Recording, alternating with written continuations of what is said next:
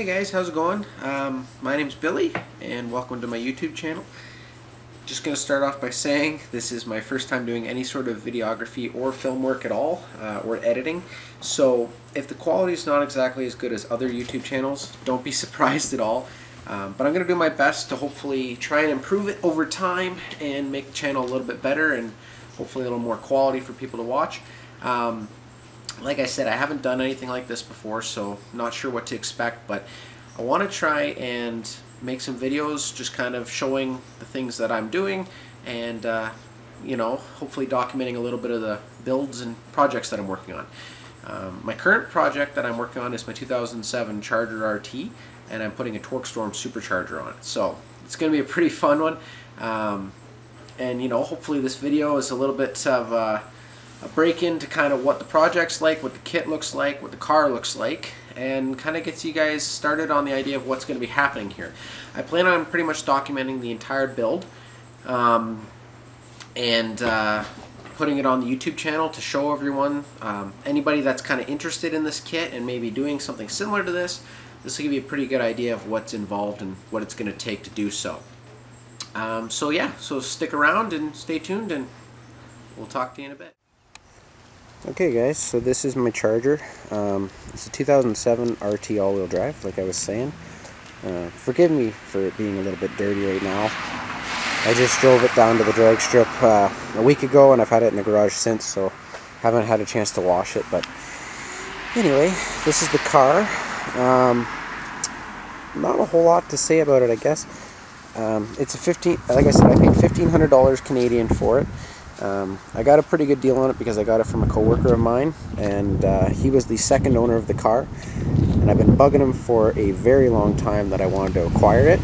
So you know, he knew that when the time came, he wanted to sell it to me because he knew I'd be taking good care of it, and finally the time came this past summer. So anyway, he was asking $3,500 for it, and unfortunately I didn't have the money at the time, so he was planning on selling it, trading it in rather, on his truck, because he bought a brand new Ram, and the dealership offered him $1,500 for it on the trade-in, and so he did trade it in on the truck. And I was talking with him a day after, and he was telling me about the truck and everything, and telling me that he had traded the car in and what he traded it for and everything. And I said, man, I said, I wish I had known, you know, you would have taken the $1,500 for it, because I would have bought that car in a heartbeat. You know, I couldn't afford, unfortunately, the $3,500, as I had just bought a new truck as well.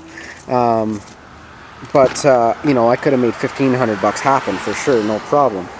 And so he said, well, if you really do want it still, and you know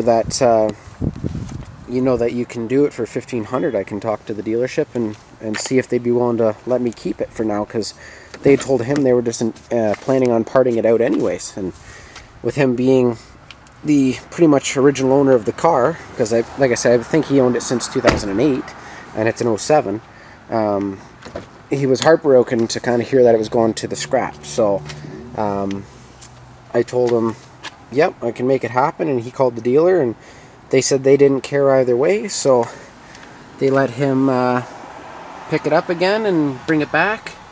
And hopefully you guys can see it's 235,642 kilometers,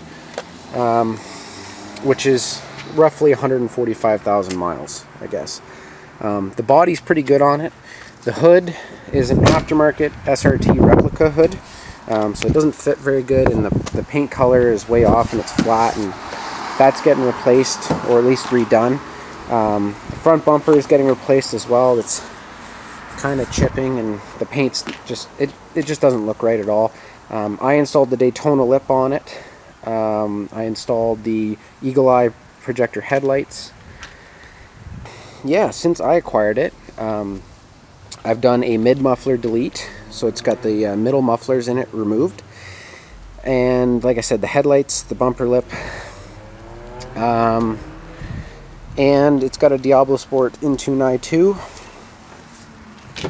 with a 93 octane tune on it. There, just pop the hood quick.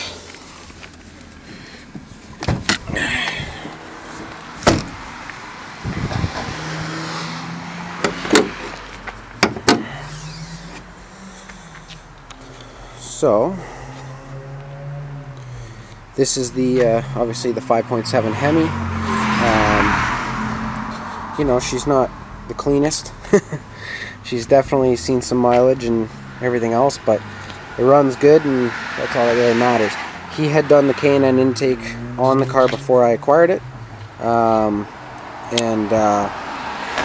you know, I'm honestly personally not a fan of K&N. I wouldn't be buying that intake myself, but you know, it is what it is.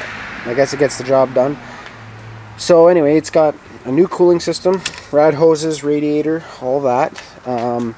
New power steering lines, which I did on it. New transmission cooler lines, which I did on it. Transmission cooler flush, or sorry, transmission fluid flush, and a new filter in the pan. I redid all the front suspension. It's got new upper and lower control arms, all Moog parts. Inner and outer tie rods, you know, obviously ball joints and all that is all part of the control arms. New axle in the back, wheel bearings in the back. So, you know, she's had some work done to her. Got her back on the road and everything again after 145,000 miles. You know, it needs some work done, but she's a prime candidate for what's coming next. Alright guys, so here is the kit that you get from Torqstorm. It all comes in a couple of nice boxes, labeled Torqstorm of course, and everything else. And so yeah, I just kind of wanted to go over what you're going to get. This is going to be the kit we're going to be putting on the Charger. Yeah, this is going to be pretty exciting. I'm pretty pumped up. So this company, a little bit of background on Torqstorm, and I want to make sure that everybody knows, of course I'm not, you know, sponsored by Torqstorm or anything like that. I bought this with my own money. This is my own impressions, and honestly, if I think the kit sucks ass, I'm going to tell you it sucks ass. I really have no idea yet. There's not a lot of info out there for these kits, and I saw the price point. I was thinking about doing kind of like a homebrew turbo setup, but when I saw the price on this kit and everything I had seen online, I was pretty impressed, so I thought, you know what, it's worth ordering it, and we're going to see how it goes. So, first impressions so far, it seems pretty good, but you know what, again, until we get it in the car, we're not going to know. So I'll show you guys what the kit looks like here a little bit, tell you a little bit about it. Torqstorm is a company, I believe they're owned by Accelerated Racing Development or something like that. So they were apparently asked to redesign a more popular company, Supercharger, a couple of years ago. And I believe it was, what's their name? They did a lot of Mustang stuff. I can't recall. They had belts inside of them.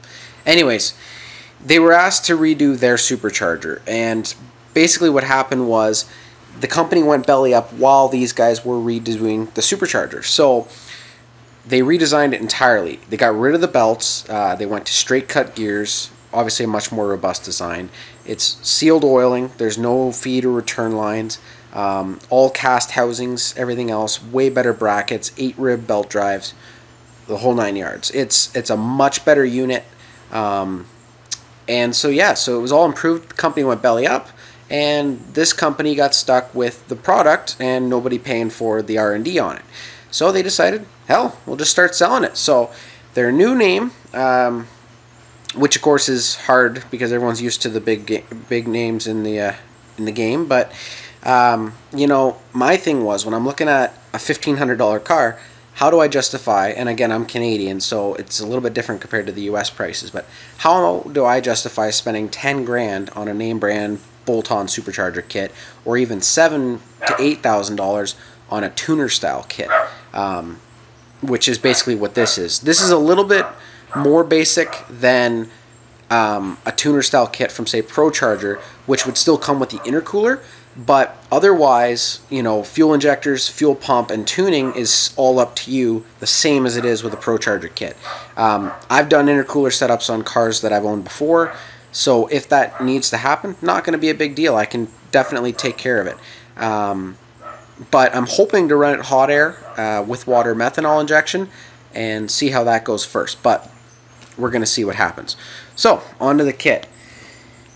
So the Supercharger itself, the Torqstorm unit, they don't have a lot of published specs on it, or at least nothing I've been able to find online. Now, what I have been able to find...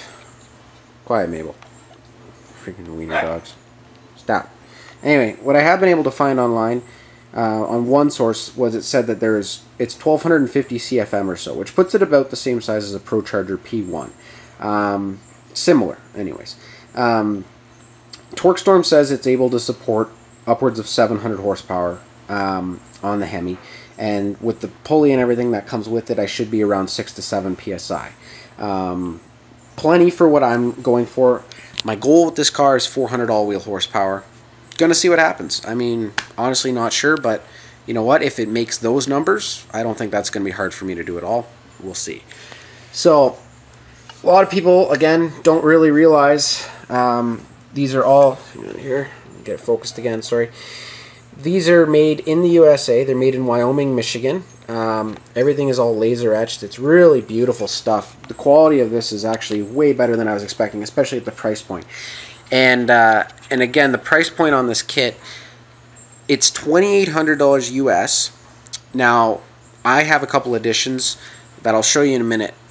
But basically, for me, it ended up being $3,500 US with pretty much all the options that they offer for the LX chassis Chrysler products. So, yeah, but for somebody who doesn't even need the stuff that I got, you can get away with the $2,800 kit, you know, plus your water meth and injectors and blah, blah, blah, blah. Tuner kit, right? So, yeah, so that's the head unit. You know, again, here's the other side of it. This is all, again, machined by these guys. This is Torqstorm again there. It's upside down, but, you know, sorry, one second here. Anyway, so, you know, this is the 3 1/4 pulley, I guess, 8 rib as well. You know, really nice.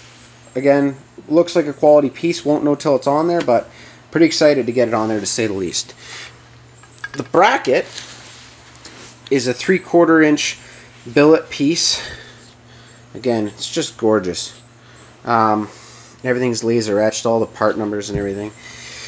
Full self tensioning. It's not a manual adjuster, it's an automatic adjuster. You know, all billet, just beautiful. Obviously that'll go around the blower like so. You know, your parts and everything. And this side of the bracket's going to go on our powered steering pump. Other parts that we get with the kit. You get your crankshaft pulley. Again, just beautiful piece. The belt. And like I said, it's an 8 rib belt, which is nice compared to the 6 rib belts you get with a lot of other guys. I believe Procharger offers an upgrade to an 8 rib belt, but I don't think it's standard with their kits. It would be a great thing to upgrade to, though, because I have heard of slippage before with the 6 ribs. Now, I don't have first-hand experience with any of the other systems either, so this is all new to me. So, you know, people who know Procharger kits and stuff, this might look a little different, obviously, than what you're used to. But anyway, so this is the rad relocation kit. So this is part of the additional stuff that I purchased. You may not get this depending on how you buy your kit, if you decide to buy one at all. I believe it was $150 for this, along with the bracket for the power steering reservoir. It's a relocation bracket for that as well. Obviously, this stuff wouldn't be that hard to whip up yourself. I'm sure you could quite easily. I mean, I could quite easily as well. But honestly, for what my time is worth to do this, I would rather just spend the $150 and get some parts that are pretty quality looking and going to really simplify my installation. So that was one of the investments I made. Just got some stuff here. I've had it open. I was just kind of checking through and making sure everything was here. This is the guide that bolts into the end of your crankshaft when you take the damper bolt out, and the drill bit to drill the end of the crankshaft so that you can install the hub. And the hub has a dowel in it, obviously, to try and stop it from spinning in the crankshaft. So that'll lock it down a little bit in there. So another nice piece. That's obviously going to bolt to your pulley. And but yeah, it's nice that they include the guide and the drill bit to really simplify the installation of that, and make sure you're going to get it right, because that's obviously going to be one of the most nerve-wracking parts of this project. So otherwise, we've got a new crankshaft bolt. We got some of our Allen key stainless hardware. It's all stainless. It's really nice stuff. You know, for mounting the head unit and stuff, I would imagine. Now this kit here, these are adapters for pipe, so that when you get an intake pipe, you can put this stuff on there for the blow-off valve, water methanol injection, etc. This is all weld-on stuff to complete that pipe, since they don't include the pipe. You know, if you're using intercooler piping, you could put this on one of your intercooler pipes, hot air piping, etc. You know, it's just really something to simplify that for you, so it's not stuff you have to source out. Kind of nice. I believe these are spacers for the bracket to mount up to the power steering, if I'm not mistaken. And now we get into some of the good stuff. So this is the, let's try and focus this again. So this is the Torqstorm bypass valve. So it's a really nice looking piece. I've heard mixed reviews on this. Obviously, first-hand experience, it looks like a nice piece. It feels like a nice solid quality piece. You know, everything's laser etched again, and it looks really sharp. I've heard that it functions funny. I read that on one of the forums I was able to find about these kits on a GM product. But until I get it on there myself and get to try it, I guess we won't know if that's true or not. But it looks nice. It definitely seems like a quality piece, but you know, if it doesn't function properly, then we'll find that out when we get to it. But for now, at least, you know, first impressions, it looks pretty good. So we'll see how that goes. K&N air filter, 3.5-inch inlet, I believe it is. Yep, 3.5-inch inlet. Again, no inlet piping with it, so if you want to actually make a proper cold air intake, you know, you'd have to source some elbows and stuff, and we'll probably end up doing that. I think that's something I am going to want to do. But, you know, at least this gives you the option to filter the air on it into the intake on the charger. And last but not least, we've got the custom billet rad reservoir, or coolant reservoir. Now this one is a fairly expensive piece. Now Torqstorm even told me that. They said, honestly, this is pretty expensive coolant reservoir. I believe it's $500 US. And yeah, I'm not going to argue, that's probably a pretty ridiculous price for a coolant reservoir. But you know what? I wanted to spend the money and make sure that I had the right thing for the job, because I didn't want to, I live in Canada, so for me to source one up here can be a bit of a hassle, especially with shipping. If I decided I wanted to buy this after the fact, going to be a nightmare, going to be really expensive to get it up here. So I figured, get it now.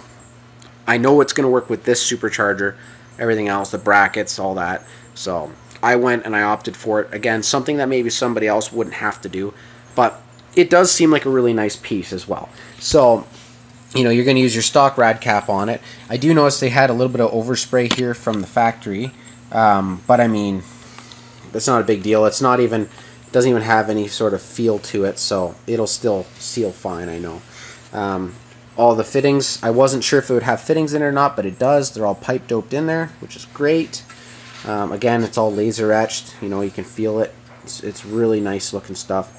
Brackets on the back, everything's pretty substantial. You know, and this is all handmade billet stuff, so pretty, you know, like they told me, they said it's an expensive but really nice piece, and I'd have to agree with that. So anyways, that's the extent of, let me just try and focus that again. That's the extent of what you're going to get with the kit. You know, like I said, we're not going to know until I actually go to put it on the car how all the stuff's going to work together. I have no baseline dyno numbers, but again, my car is pretty much stock. We're going to try and definitely get after installation dyno numbers so we can see what the car is making, but I don't have any baseline ones. It's kind of hard to get my car on a dyno because it is all-wheel drive, so you know, I'd rather just pay and get it done once and get that result. I do have baseline track numbers though. I had it down to the track last Friday, a week ago, and it ran a 14.15. Again, that's just a transformer, Diablo Sport in tune with a 93 octane tune, mid muffler delete, K&N intake, nothing else. 94 octane. So, you know, it's got a lot of room to improve, of course. It's very consistent at that speed. Oh, and that was also hot. Very, very hot. We drove down there 3 hours, didn't get a chance to let the car cool at all, and did like 10 runs within the course of an hour.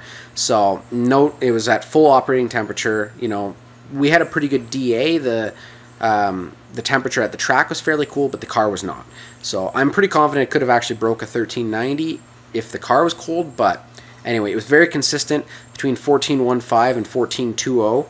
I have like 6 time slips right between that. I'll post one on the video now of the fastest run. But yeah, so basically it was pretty good to get that number, and we're going to definitely get a number back at the track after the supercharger is installed and see where our improvement is. And I think the track number is going to be a lot more indicative of what improvement the supercharger makes than the dyno number will anyway. So that's what we're going to go off of really with this, and we'll still get a dyno number for you hopefully though anyways. So that's it for now, guys, and stay tuned for more. We'll talk to you later.